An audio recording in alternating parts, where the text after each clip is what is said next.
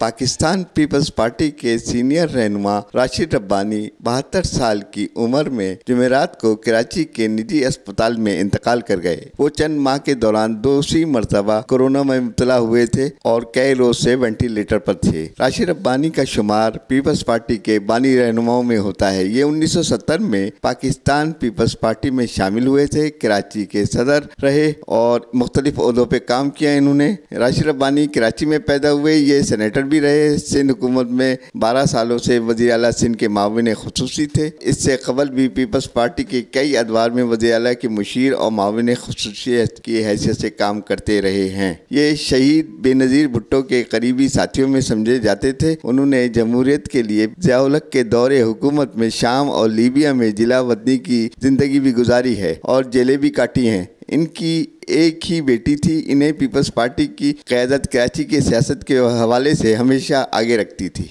ऐसे मुमताज़, सच्चर न्यूज़, कराची।